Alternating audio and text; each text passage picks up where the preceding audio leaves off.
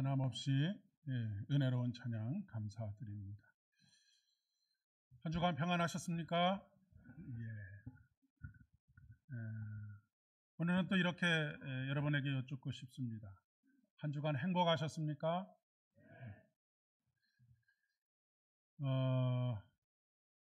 행복하셨습니까? 라고 물으면 행복은 무슨?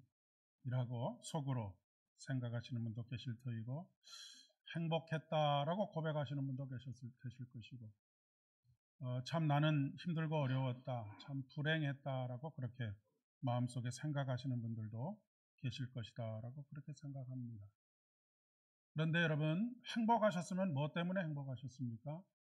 불행하셨으면 뭐 때문에 불행하셨습니까?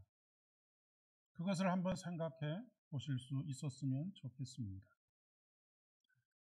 사전을 찾아보니까 행복은 생활에 만족하고 즐겁고 흐뭇하게 느끼는 감정이나 마음의 상태라고 그렇게 정의를 내리고 있었습니다. 그런데 어떤 사람은 행복하다고 느끼는 그 조건, 그런데 어떤 사람은 다른 사람이 행복하다고 느끼는 그 조건에 나는 불행하다라고 느끼는 사람도 있습니다. 행복의 기준이 다 주관적이기 때문에 그렇지요. 어떤 사람은 객관적으로 볼 때 참 어렵고 힘든 삶을 살고 있는데 늘 행복하고 얼굴이 밝고 한 웃음 띤 그런 얼굴로 살아가는 사람이 있는가 하면 모든 조건이 다 갖춰져 있음에도 불구하고 그 사람이 항상 얼굴이 어둡고 불행하다고 생각하고 그렇게 살아가는 사람들 적지 않은 것 같습니다. 행복은 관계로부터 시작이 되는 것입니다. 인간의 불행의 시작이 어디에서부터 시작이 됐을까요? 그것은 하나님과의 관계가 깨어지면서부터 시작이 된 것입니다. 성경은 그것을 죄라고 그렇게 이야기를 합니다. 죄라고 하는 것은 다른 것이 아니라 하나님과의 관계가 끊어진 상태, 그것을 죄라고 성경은 정의를 내리고 있습니다. 그리고 죄의 삭은 무엇입니까? 사망입니다. 사망은 무엇입니까? 영원한 분리, 영원히 관계가 깨지는 것을 의미합니다. 그래서 사람은 그 영원히 관계가 깨지는 그것을 인하여서 슬퍼하는 것입니다. 그러나 우리는 예수 그리스도로 말미암아 단절되었던 하나님과의 관계가 회복되게 되어졌습니다. 죄의 문제가 해결이 되었고 사망에서 생명으로 옮겨지게 되는 놀라운 구원의 은혜를 경험할 수 있게 되었습니다. 요한복음 5장 24절의 말씀에 보면 내가 진실로 진실로 너희에게 이르노니 내 말을 듣고 또 나 보내신 이를 믿는 자는 영생을 얻었고 심판에 이르지 아니하나니 사망에서 생명으로 옮겼느니라 라고 말씀하십니다. 여러분, 생명으로 옮겨졌다라고 할 때 생명은 무엇이겠습니까? 영원한 생명이신 하나님과 함께 있게 된 것, 분리되지 않게 된 것, 영원히 함께 있게 되어진 것, 이것이 바로 영원한 생명, 영생입니다. 우리가 예수님을 믿는다라고 하는 것은 새로운 관계가 시작되는 것을 말하는 것입니다. 그냥 예수를 믿고 내가 구원을 받았다라고 하는 것은 우리 머릿속에 추상적으로 생각하는 어떤 관념을 받아들이는 것이 아니고 어떤 교리를 받아들이는 것이 아닙니다. 새로운 관계가 시작되었다라고 하는 것을 알리는 것입니다. 특별한 관계, 새로운 관계가 되는 것이죠. 이제까지 죄의 종 되었던 죄와 사망 권세로 말미암아서 우리가 거기에서 종노릇하던 신분에서 이제는 죄의 종이 아니라 하나님의 자녀로서의 삶을 살 수 있는 하나님의 자녀됨의 권세 가운데 있게 되었다라고 하는 것입니다. 그래서 갈라디아서 4장 7절의 말씀에 보면 그러므로 이제는 여러분이 종이 아니라 하나님의 아들입니다 라고 그렇게 선포하고 있는 것이죠. 새로운 관계가 시작되기 전까지 우리는 죄의 종이었습니다. 죄와 사망의 권세 아래 살았습니다. 죄와 사망의 권세 아래 사는 삶은 수고와 슬픔뿐입니다. 모세가 시편 90편에서 인생에 대해서 논하면서 이렇게 이야기합니다. 우리의 연수가 70이요 강건하면 80이지만 그 연수를 자랑하는 것은 수고와 슬픔뿐이다. 신속히 날아가나이다 라고 그렇게 고백하고 있는 것을 보게 됩니다. 그렇습니다. 어떤 왕이 그 나라의 최고의 지혜자를 불러서 세상에 있는 모든 책들과 지혜자들의 지혜들을 다 모아서 네가 하나로 요약해, 한 줄로 요약하고 한 단어로 요약해라 라고 했더니 인생이 무엇이냐라고 하는 것을 고난이라고 그렇게 정의를 내렸다고 합니다. 모든 사람들이 생각하고 모든 사람들이 느끼고 하는 것이 바로 인생은 고난이라고 하는 것입니다. 수고와 슬픔뿐이라고 하는 것이죠. 그러나 우리는 더 이상 죄의 종이 아닙니다. 하나님의 자녀입니다. 하나님의 자녀는 아버지 되시는 하나님의 돌보심을 받는 존재들입니다. 우리는 그분의 날개 그늘 아래 있습니다. 여러분, 처음 출애굽을 하는 이스라엘 백성들에게 하나님의 창조의 역사가 기록되어 있는 창세기 1장과 2장이 읊어질 때, 그들의 귀에 들려질 때 그들은 가히 충격적인 충격을 받았을 것입니다. 창세기 1장과 2장은 하나님께서 어떻게 과학적으로 이 세상을 창조하셨는지를 우리에게 가르쳐주고 있는 책이 아닙니다. 창세기 1장과 2장은 이제까지 노예로 살던 사람들, 죄의 종으로 살던 사람들, 폭압적인 권력에 짓눌려서 신음소리조차도 제대로 내지 못하고 살던 그 사람들에게 너희는 더 이상 죄의 종이 아니다, 사람의 종이 아니다, 너희는 나와 같은 하나님의 형상으로 지음받은 사람들이다 라고 하는 것을 선언하는 말씀이 바로 창세기 1장과 2장의 말씀입니다. 기독교 신앙은 행복을 추구하는 종교가 아닙니다.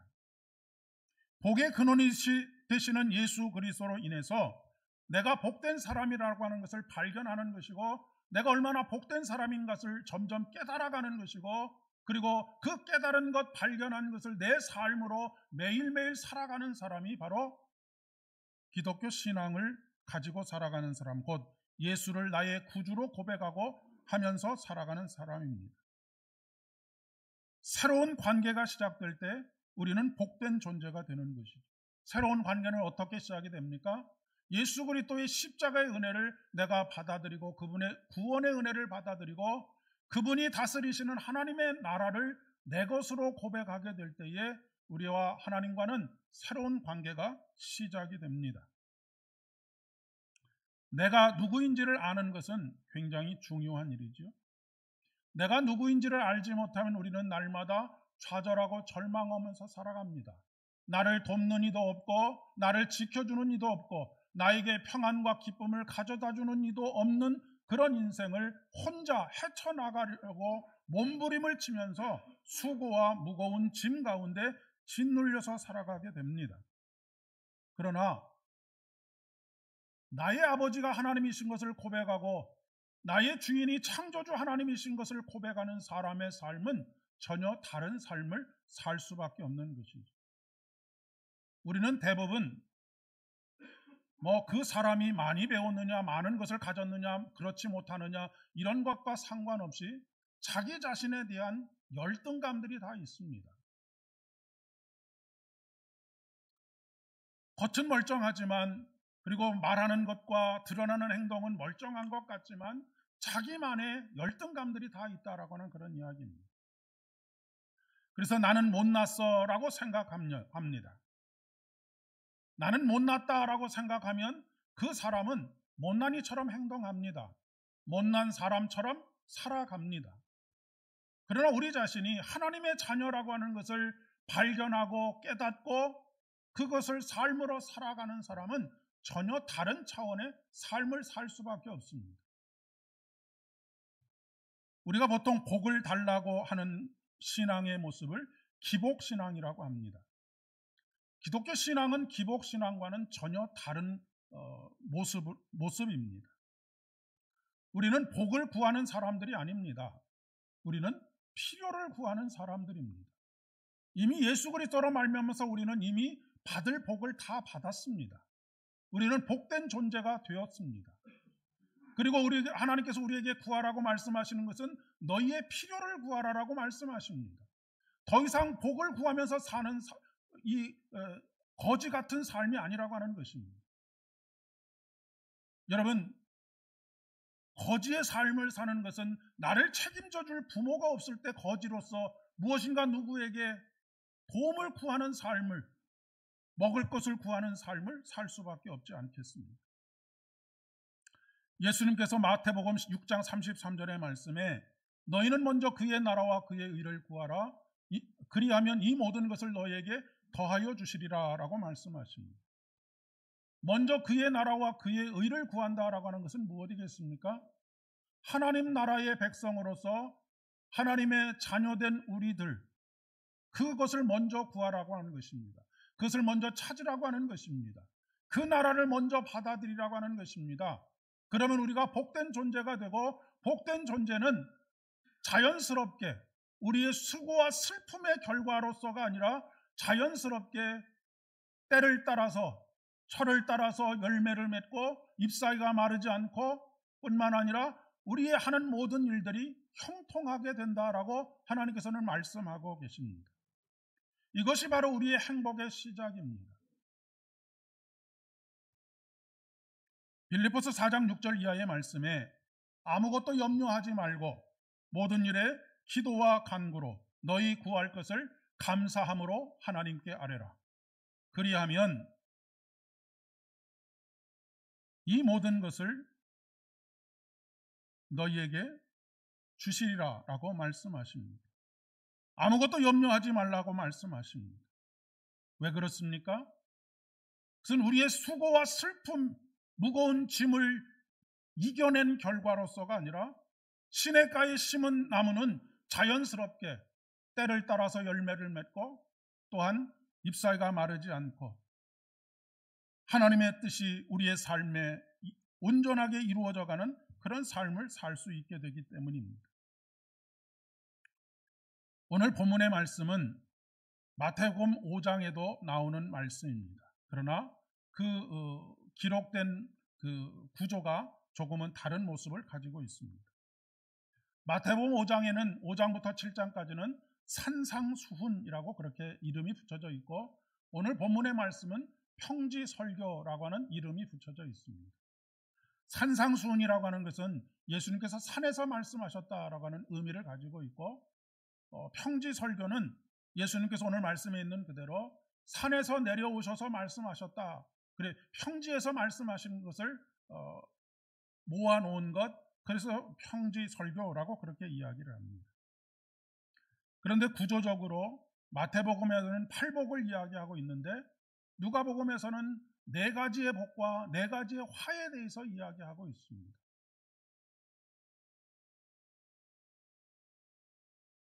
특별히 마태복음에서는 심령이 가난한 자는 복이 있다라고 그렇게 말씀하고 있는 반면에 이 누가복음에서는 그냥 단순하게 경제적으로 곤핍한 가운데 있는 사람들, 가난한 가운데 있는 사람들에 대한 말씀을 하고 계시는 것으로 기록하고 있습니다. 추측하건대 이렇게 기록되어진 이유가 있습니다. 이 누가복음을 듣고 있는 대상자가 마태복음을 듣고 있는 대상자들과 전혀 다른 사람들이기 때문입니다. 누가복음은 주로 누구를 대상으로 기록을 했느냐면 가난한 자, 억눌린 자, 억울한 일을 당한 자, 사회적인 약자, 소외된 자, 이런 사람들을 향한 메시지입니다. 그들 구성원들이 다 그렇게 그런 사람들로 모여져 있는 그런 사람들을 대상으로 하나님의 말씀이 전해지고 있는 것이죠. 그렇기 때문에 단순하게 가난한 자는 복이 있나니라고 그렇게 말씀하고 계시는 반면에 마태복음은 아마도 이 누가복음에 있는 기록들도 참고하여서 그렇게 기록되었을 것인데, 심령이 가난한, 이미 이 교회 안에, 마태 공동체 안에 단순히 경제적으로 가난하고 고통당하고 억눌리고 사회적으로 소외되어 있는 사람뿐만이 아니라 부자들도 들어와 있었고 권력을 가지고 있는 사람들도 들어와 있었을 것이기 때문에 그렇습니다. 그런 사람들에게 단순히 가난한 자에게 복이 있다라고 말씀이 전해지기보다는 심령이 가난한 사람들, 부를 가지고 있음에도 불구하고 권력을, 명예를 가지고 있음에도 불구하고 심령의 가난함을 가지고 하나님의 은혜를 간구하면서 이루고 있는 공동체를 향한 하나님의 말씀이라고 그렇게 해석해 볼 수 있겠습니다. 어찌되었든 여러분은 부자입니까? 아니면 가난한 자입니까? 여러분은 줄인 사람입니까? 여러분은 배부른 사람입니까? 여러분은 우는 사람입니까? 여러분은 웃는 사람입니까?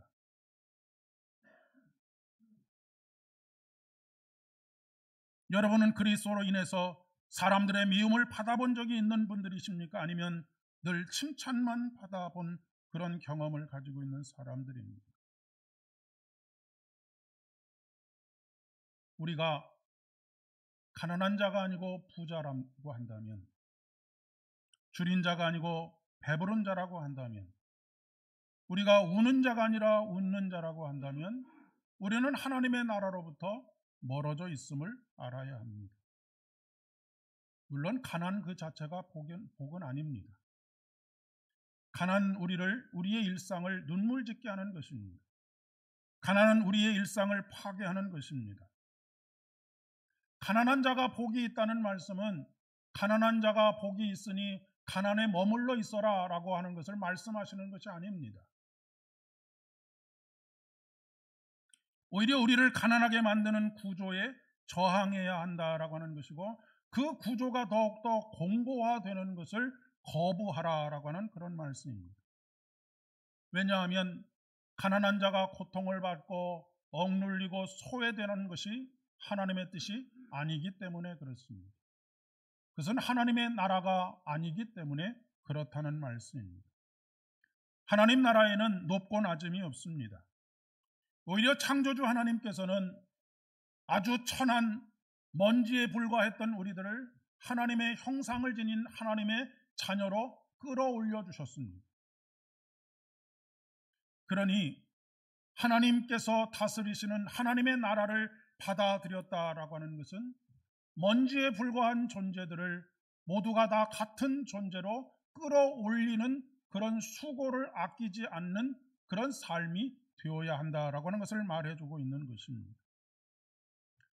하나님의 나라, 곧 천국을 우리가 소유하게 된다, 내가 받아들이게 된다라고 하는 것은 이제 천국, 영원히 구원받을 수 있는 천국 티켓을 내가 얻었다라고 하는 것에서 그치는 것이 아닙니다.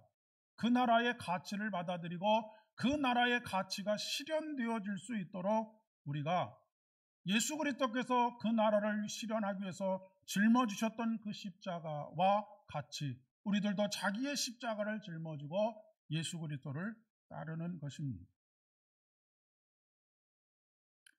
가난한 자가 복이 있다라고 말씀하시는 이유는 무엇일까요? 가난한 자는 늘 다른 세상을 꿈꾸기 때문에 그렇습니다. 가난한 자는 오늘 찬송 99절에 있는 것처럼 마귀 권세에 물러가고 밝은 세상 오리라. 가난한 자는 현재의 내 삶에 안주하려고 하지 않습니다. 이것을 어떻게든지 바꿔보려고 하는 노력들을 하는 사람들이 바로 가난한 자라고 하는 것의 특성이 아니겠습니까? 반대로 가진 자는 변화를 싫어합니다.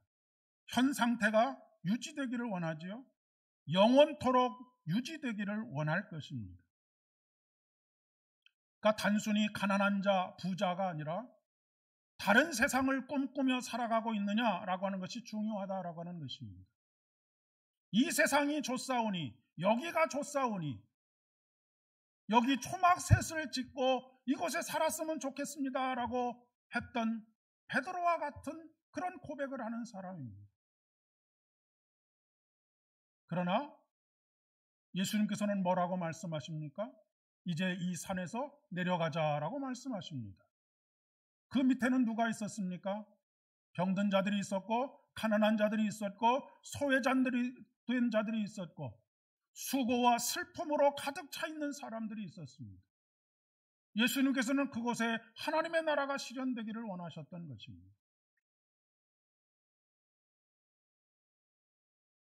일본에 가면 일본은 기업들이 보통 100년, 200년 가업을 잇는 기업들이 굉장히 많이 있습니다. 무려 1300년 동안 운영이 된 여관도 현재 운영이 되고 있다고 합니다. 어마어마하지 않습니까?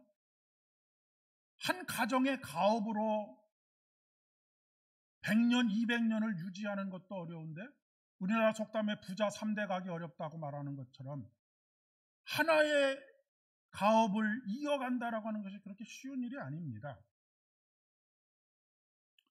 그렇게 한 우물을 파다 보니까 거기에서 놀라운 그리고 뛰어난 남이 따라올 수 없는 어떤 장인으로서의 그런 모습들을 가질 수 있게 되었습니다.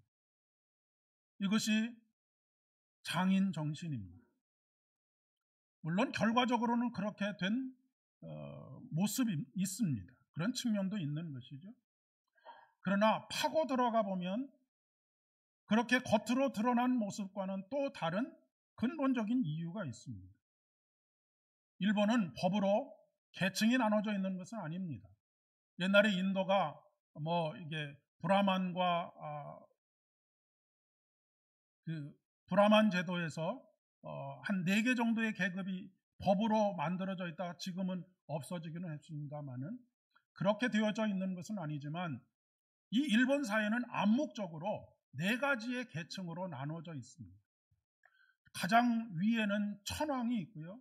그 밑에는 귀족들이 있고 그 밑에는 사무라이들이 있습니다. 그리고 맨 밑바닥에 농, 공, 상 이 부류들이 그 밑을 자리하고 있습니다.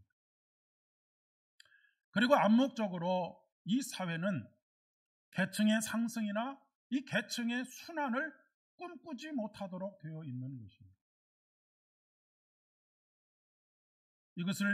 이것이 바로 일본 사회를 지배하고 있는 와라고 하는 사상입니다.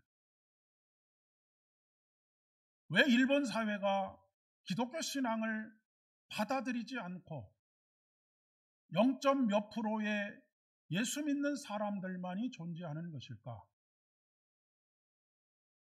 그 이유를 조금은 알 듯합니다.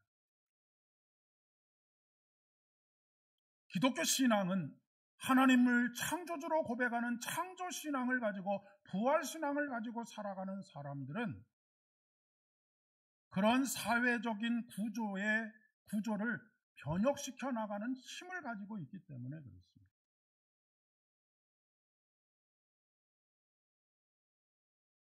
우리나라도 사실 유교에 철저하게 물들어 있었던 그 사회가 일제강점기를 통하고 또 6.25 전쟁을 통하고 하면서 복음이 스며들 수 있는 그런 기회들이 생겨났고 복음을 받아들이고 복음 안에 있는 변혁의 능력들이 우리 사회를 바꾸는 그런 역사들을 우리가 지나온 역사 속에서 살아온 것이죠. 성경이 말하는 부자는 단순히 돈이 많은 사람을 말하는 것이 아니고 새로운 세계를 받아들일 가능성이 없는 사람들을 말하는 것입니다. 왜 새로운 세계를 받아들이지 않느냐면 하늘의 위로와 평안이 아니라고 하더라도 이미 위로와 평안을 받을 수 있는 다른 것들이 있었고 그러한 것들로 위로와 평안을 얻고 살고 있기 때문에 그렇습니다. 요즘 흔히 하는 말로 금융치료라고 하는 말을 사용합니다. 금융치료는 뭐냐면 돈으로 아픈 마음이나 우울한 감정 또는 스트레스를 치료한다라고 하는 그런 뜻을 가지고 있습니다. 그러니까 지치고 힘든 일상을 다른 어떤 것으로 위로받고 격려받고 평안을 얻을 수 없으니 소비를 통해서 그것의 약간의 위로, 순간의 위로, 그런 것들을 받는 그런 우리 사회의 문화가 형성이 되어져 있다라고 하는 것을 단적으로 보여주는 것이죠. 돈만 그렇겠습니까?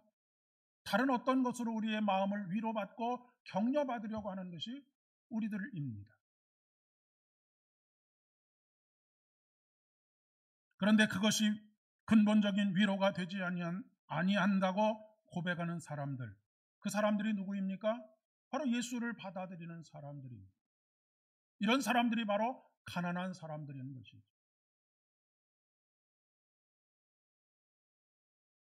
사단은 끊임없이 우리에게 하나님을 의지하지 말고 다른 것을 의지하라고 말합니다.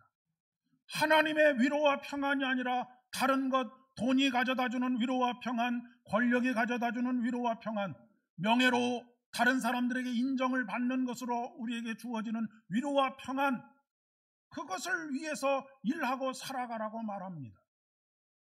물론 그런 것들이 잠시의 우리의 위로가 될 수 있습니다. 잠시 우리의 기쁨이 될 수 있습니다. 그러나 사람은 늘 거기에 머물러 있지 않습니다. 사골세를 살던 사람이 전세를 살았으면 정말로 좋겠다. 전세를 살게 되면 손바닥만한 것이라도 내 집이 있었으면 좋겠다. 내 집을 구하면 좀 넓은 평수로 옮겨가면 좋겠다. 거기에는 행복이라고 하는 것이 없는 것입니다.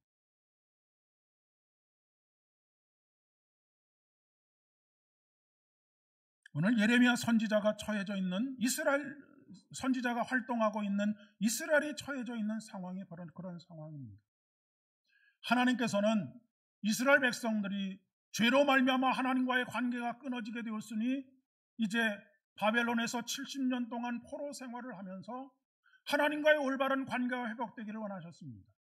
단련하신 후에 정금같이 나오기를 원하셨던 것이죠. 그런데 이스라엘 백성들의 지도자들은, 그리고 제사장들과 선지자들은 다른 길을 백성들에게 제시하고 있습니다. 야, 우리가 바벨론에게 멸망을 당하고 끌려가고 이런 수치를 당할 수 있겠냐? 우리가 다른 대안이 있다. 내가 말하는 대안을 들어봐라. 그 대안이 무엇입니까? 우리가 애굽과 힘을 합치자. 애굽이 우리를 구해줄 것이다. 애굽이 우리를 안전하게 해줄 것이다. 끊임없이 백성들을 설득했던 것이죠. 백성들은 그 말에 현혹되어서 그 말을 따르기 시작했습니다. 그리고 바벨론의 포로가 되어지고 멸망되어질 것이다 말하는 예레미야를 핍박하기 시작했던 것이죠. 그런 이스라엘 백성들에게 하나님께서는 예레미야를 통해서 뭐라고 말씀하시는 줄 아십니까? 무릇 사람을 믿으며 육신으로 그의 힘을 삼고 마음이 여호와께서 떠난 그 사람들은 저주를 받을 것이다. 저주를 받을 것이다 라고 하니 여러분 무시무시하지 않습니까? 여기서 말하는 저주는 하나님과 분리된 상태를 말하는 것입니다. 내가 더 이상 너희들을 상관하지 않겠다라고 말씀하시는 것이죠. 그렇게 되면 그들의 삶은 어떻게 된다고 말씀하십니까? 그는 사막의 떨기나무 같아서 좋은 일이 오는 것을 보지 못하고 광야, 건조한 곳, 건건한 땅, 사람이 살지 않는 땅에 살게 될 것이다 라고 경고하고 계십니다. 이어지는 말씀을 통해서 여호와를 의지하며 여호와를 의뢰하는 그 사람은 복을 받을 것이다 라고 말씀하고 계시는 것을 보게 됩니다. 모든 행복의 시작은 신학가에 심기우는 것으로부터 시작이 됩니다.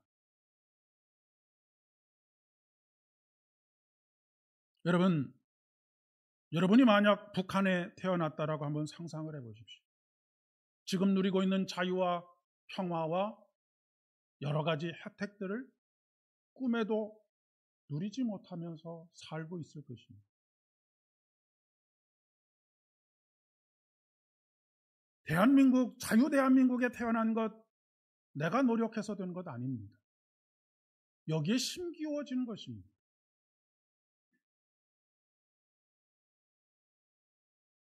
우리가 시냇가에 심은 나무와 같은 존재가 된 것, 내가 그렇게 되리라고 몸부림쳐서 된 것 아닙니다. 예수 그리스도께서 아무 공로 없는 우리들을 대신하여 보혈을 흘려주심으로 말미암아 우리가 시냇가에 심은 존재가 되었습니다. 시냇가에 심은 존재가 되니까 자유 대한민국에 태어남으로 말미암아서 누리게 된 모든 혜택들을 누리는 것과 같이 우리들은 시냇가에 심어주신 하나님의 은혜로부터 시작된 우리의 행복한 삶, 그 행복한 삶은 무엇입니까? 때를 따라서 열매를 맺고 잎사귀가 마르지 않고 모든 하는 일들이 형통하게 되는 것, 곧 하나님의 뜻을 이루어드리는 그런 삶을 살게 되는 것입니다. 제가 제목에 고생 끝이라고 그렇게 제목을 붙였는데, 고생 끝이라는 말은 모두가 다 부자가 된다는 얘기가 아닙니다.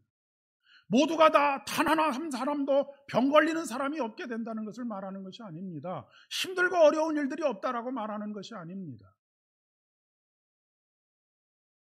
우리가 하나님의 자녀 되었다라고 하는 것이 중요합니다. 그분이 우리를 책임져 주시는 우리의 주인 되시고 창조주 되신다라고 하는 것이 중요하다는 말씀입니다. 고생 끝이라고 선언하신 분이 바로 예수님이십니다. 십자가에 달리셔서 남기신 7가지 말씀 중에 하나가 무엇입니까? 다 이루었다입니다. 무엇을 다 이루셨습니까? 우리의 고생, 수고를 끝내셨다라고 하는 것입니다. 그러니 이제 예수 그리스도를 믿고 우리의 삶은 시냇가에 심은 나무처럼 행복한 삶이 시작이 되었고 그 행복한 삶을 살아가는 것입니다. 그런 가운데 우리에게 필요한 것, 그 필요한 것들을 구걸하듯이 구하는 것이 아니라 감사함으로 구하는 것입니다. 아버지가 되시는 하나님이시기 때문에 그렇습니다. 누가복음 6장 23절의 말씀은 결론적으로 이렇게 맺고 있습니다. 그날에 기뻐하고 뛰놀라라고 말씀하십니다. 예수님께서는 부활의 첫 열매가 되셨습니다. 첫 열매가 되셨다라고 하는 것은 그 다음 열매들이 계속해서 맺혀지게 된다는 것을 말해주는 것이 아니겠습니까? 그 다음에 맺혀지는 열매들이 어떤 열매들입니까? 저와 여러분들입니다. 우리가 부활신앙을 가진다는 것은 곧 우리가 영생을 얻었다라고 하는 것을 고백하는 것입니다. 그것은 하나님과 분리되어져 있지 않고 시냇가에 심은 나무가 되었다라고 하는 것을 고백하는 것입니다.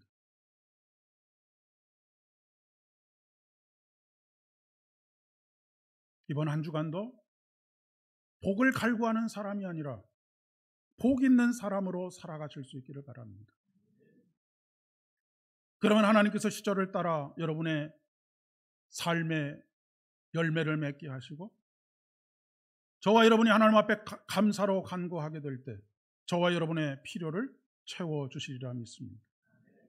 그런 삶 살아가는 복된 믿음의 여정 되시기를 축복합니다. 기도하겠습니다. 아버지 하나님 은혜를 진심으로 감사드립니다.